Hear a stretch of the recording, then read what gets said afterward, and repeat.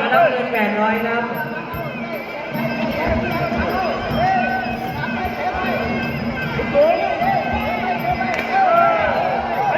ยกที่หนึ่งโอ้โหใส่กันเลย พูดต่อไปใครพูดต่อไปมวย3 ยกก็แบบนี้ครับขึ้นไปไม่ได้ครับคู่แข่งแท้แล้วใส่อย่างเดียว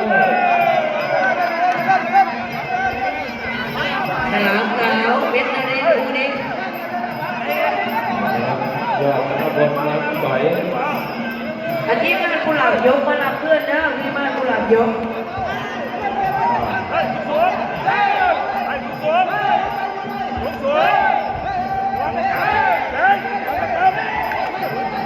ฉลามขาวเพชรนรินทร์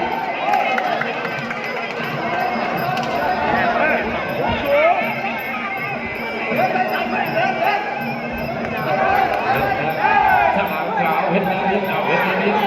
ทีมงานสอนจิตประเสริฐให้เสียชื่อ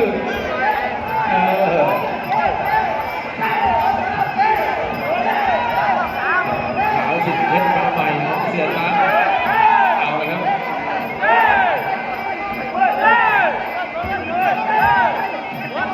ไอ้เริ่มล็อกเริ่มจับได้ตีได้เอาเจมี่ลุ้นแล้วเจมี่โอ้ทำให้น้ำก่อนครับโอ้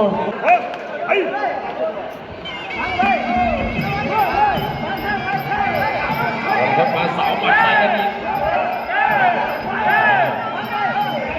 เพชรมาใหม่กับสอนจิตประเสริฐครับเทแต่เขาบอกว่าเทต้องอยู่ทุกคนนะลบไม่อยู่เลยจะดูได้เปรียบอ้าว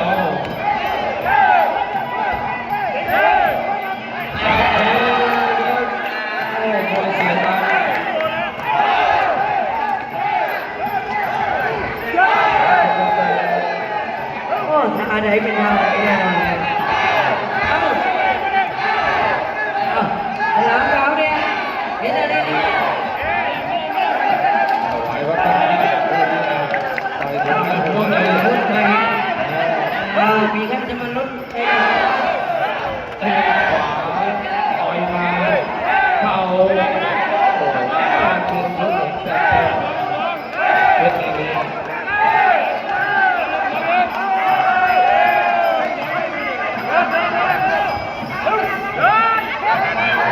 ไร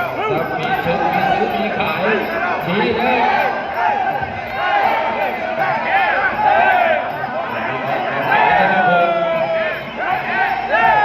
เจมี่ไก่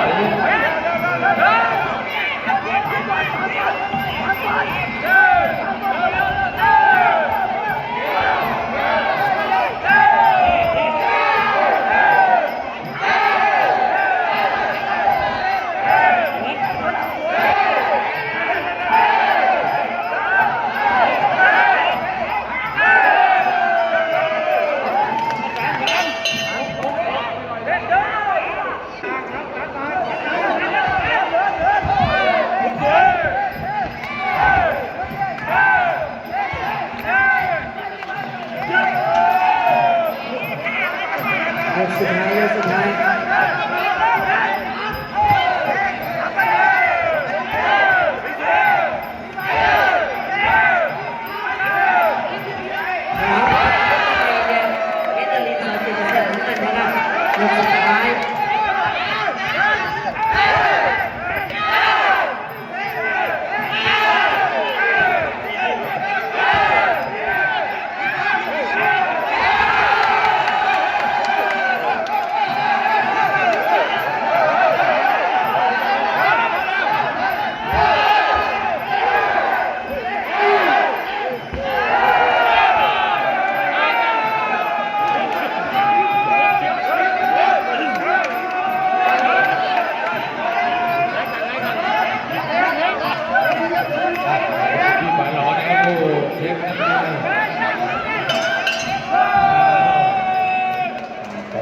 ยกแล้ว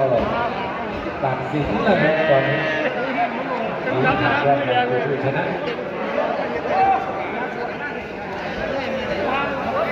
หายทองกับ เราเสือก็กาแฟเราเสือนะครับเพชรนรินทร์สอจิตประเสริฐให้กำลังใจทีมงานเสร็จตั้งเพชรมาหนักด้วยนะครับ มาตั้งคู่ต่อไป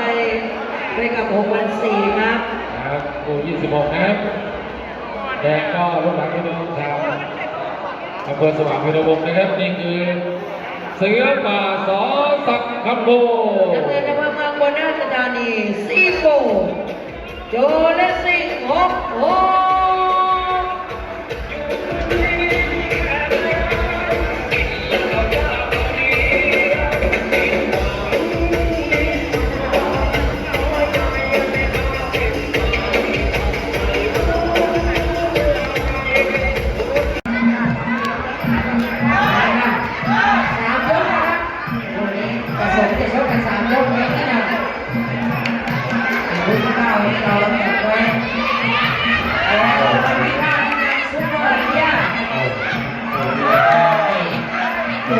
เชิญนะครับสมมติว่าต้องอย่างนี้ครับมวย3 ยก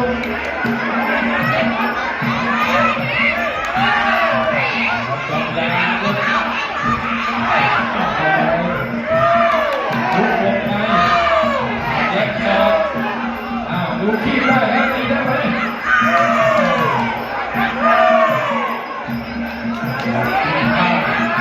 สู้เดียวสู้เดียวสวัสดีค่ะซุป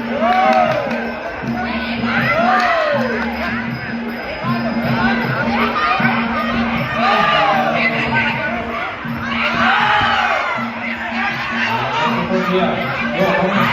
ซุปเปอร์เบียร์เดี๋ยวเอาไปต่อยสวัสดีค่ะพร้อมได้ 13,300ดูตรงนี้ดูที่นี่ ร้อง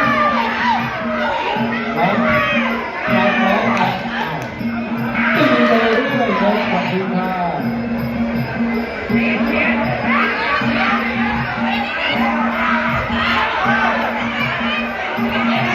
โยกเข้ามาขวา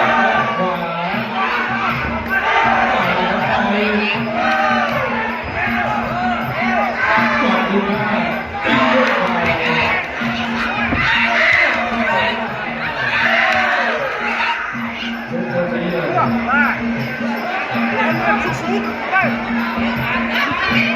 ยก4เลยครับวางที่3ยกนะ โยกเข้าไปครับสมมุติว่าหาจังหวะอยู่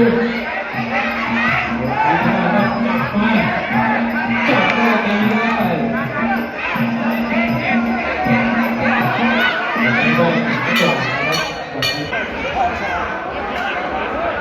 พรุ่งนี้จะต่อที่โรงสนามกีฬาของแทนบ้านที่เหล็กนะครับ ตรงนี้มันเยอะเท่าไหร่นะ60 กว่าลูกยกมาแค่เล็กเลยยก2ยก2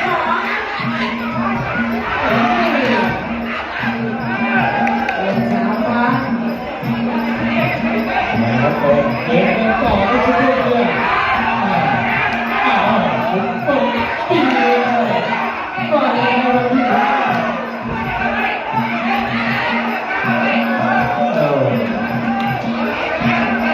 รับกัน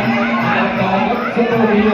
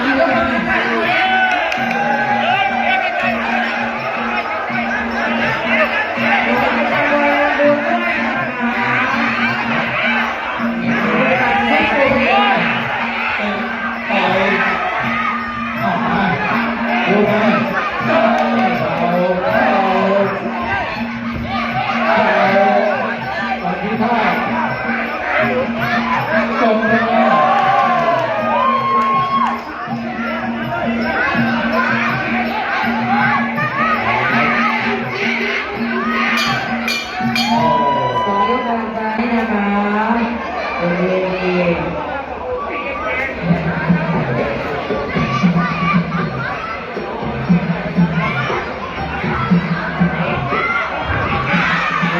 ค่ะแดงซุปเปอร์เบียร์น้ำเงินยกสุดท้าย อย่าให้โดนผู้เล่นป่าซิโกเบียซิโกเบียโอ้ซิโกเบียแต่ที่ก็จบทีเดียวโอ้เอาเดียวก็เสียวได้ครับไปที่วัดพิฆาตก็เด็ดสวนข้าวนะครับ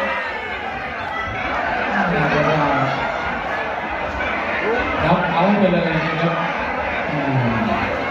ในวันที่3